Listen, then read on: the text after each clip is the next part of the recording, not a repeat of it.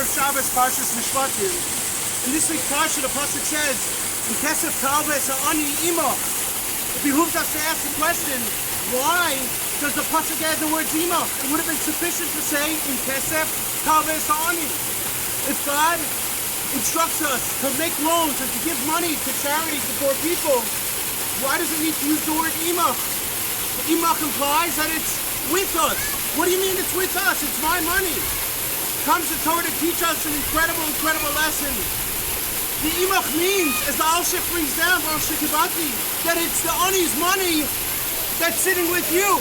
And when you give money to tzdoka, to an Ani, what you're actually doing is, you're giving back the Ani his own money that HaKadosh Baruch Hu put as a bikadon by you. In fact, the Gemara on Daf Kuf Lamed Aleph on the days in Mesachtes Baba Brasa brings down the following: that if a person died, leaves it in tzava, that all his money goes to only one of his children, we take the tzava, we rip it up, we don't listen to him.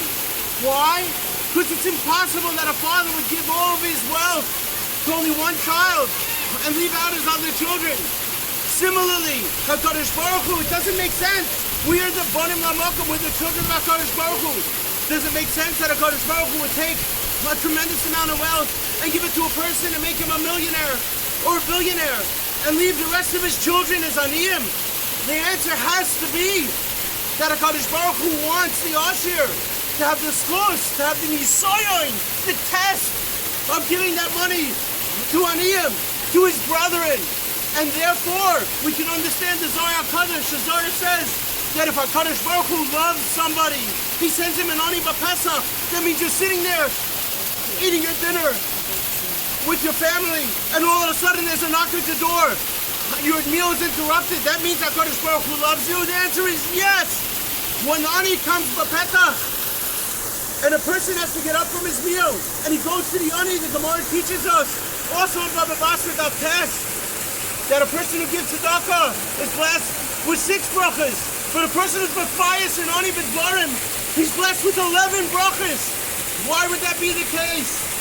I think that the answer is, the Zohar teaches us that when you give that money to the Ani, you're giving him the imach money. You're giving him his money, which is imcha, which is resting with you. That money is not your money. You're like a Meshav Aveda. You're returning to the Ani what's rightfully his.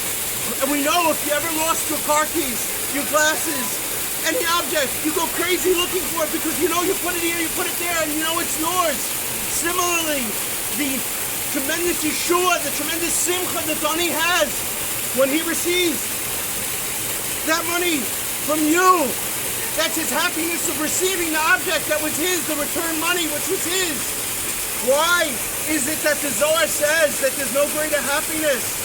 And if HaKadosh Baruch Hu loves you, he sends you an Ani B'Pesach? Because when you give that money to the Ani, and the Ani receives his Aveda that he's been looking for, he becomes happy. When you're Mesameach an Ani, you become happy because you're Mesameach another Yid.